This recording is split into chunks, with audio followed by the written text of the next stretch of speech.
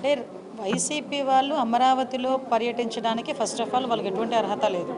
ఎందుకంటే అమరావతికి వాళ్ళు స్వచ్ఛందంగా ఒప్పుకొని నిజంగా వెళ్ళుంటే కనుక, వాళ్ళు ఒప్పుకొని వెళ్ళుంటే కనుక అది సపరేట్ పార్ట్. ఈరోజు వాళ్ళు పరామర్శించడానికి వెళ్ళారా, లేకపోతే దేనికి రౌడీయిజం చేయడానికి వెళ్ళారా? వాళ్ళ వెనకాతలు వచ్చిన వాళ్ళందరూ కూడా రౌడీయిజంతో వెళ్ళి ఆఖరికి పోలీసులు కూడా ఇన్ఫామ్ చేశారు, అక్కడ ప్రాబ్లం అవుతుంది, అక్కడ మీరు ఏదైతే పెనుమాక విలేజ్కి వెళ్తున్నారో అక్కడ 90% ఆఫ్ అక్కడ రైతులందరూ కూడా స్వచ్ఛందంగా ముందుకు వచ్చి భూములు ఇచ్చారు. భూములు ఇచ్చిన తర్వాత 1 or 2% ఎవరు అయితే ఉన్నారో వాళ్ళని దగ్గరికి వెళ్ళి మాట్లాడదామని చెప్పేసి వీళ్ళు ప్రయత్నం చేశారు. దానికి గురించి చెప్పేటప్పుడు కూడా అక్కడ అమరావతి రైతులు కొంతమంది ఉన్నారు, ఈ టైంలో మీరు వెళ్ళడం మంచిది కాదు అని కూడా క్లియర్గా చెప్పిన తర్వాత కూడా కావాలని వాళ్ళ మీద రౌడీయిజం చేయడానికి వాళ్ళు రౌడీలను వెంటబెట్టుకొని వెళ్ళారు.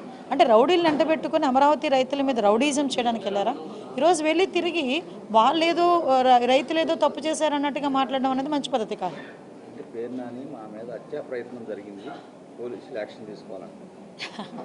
అంటే విషయం ఏంటంటే అసలు ఏం జరిగిందనేది డిపార్ట్మెంట్ చాలా క్లియర్గా వాళ్ళ దగ్గర పిక్చర్స్ అయితే ఉన్నాయి. ఈ వెనకాతలు వెళ్ళిన వాళ్ళు ఎంతమంది రౌడీ షీటర్లు ఉన్నారో కూడా అందులో కూడా తెలిసింది, క్లియర్గా ఉంది అందులోని. వాట్ ఎవర్ ఇట్, వాళ్ళు కంప్లైంట్ ఇచ్చారు కదా, ఎంక్వైరీ చేస్తాము. ఈ రోజు వరకు ఆ రోజు అమరావతి రాజధానికి వాళ్ళే కదా ఒప్పుకున్నారు. తర్వాత వీళ్ళు 3 రాజధానులు అన్నారు, ఇంటికి పంపించారు ప్రజలు.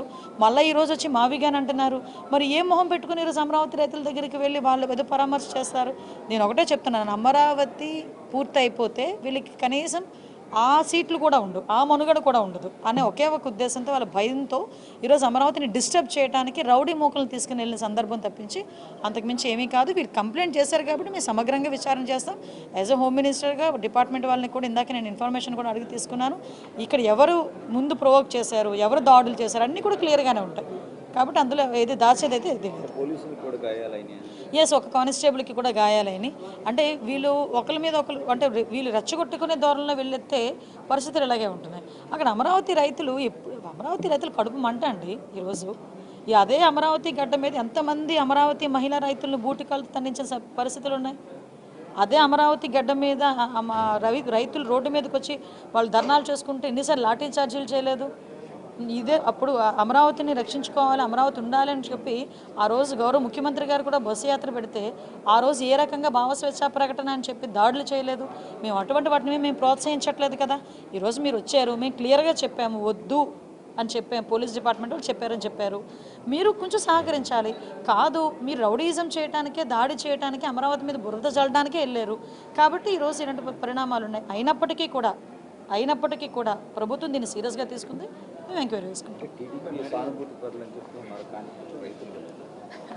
ఈరోజు 164 సీట్లు తీసుకున్నామండి మేము, ఎన్డీఏ కూటమి సభ్యులు. 164 నియోజకవర్గాల్లోని కూటమి ఎమ్మెల్యేలే గెలుచున్నారు.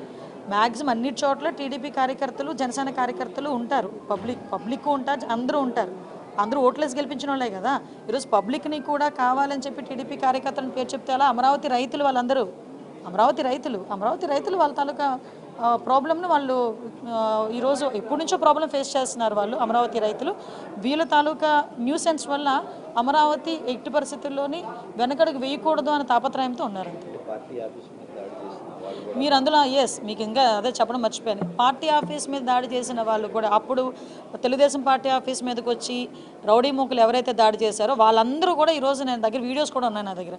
వాళ్ళందరూ ఈ కార్ల చుట్టూ ఉన్న వాళ్ళే, వాళ్ళందరూ ఇప్పుడు వెళ్ళిన ఆ బృందంలో ఉన్న వాళ్ళే. మరి అది వైఎస్ఆర్సీపీ బృందమో వైఎస్ఆర్సీపీ రౌడీ బృందమో నాకైతే అర్థం కావట్లేదు.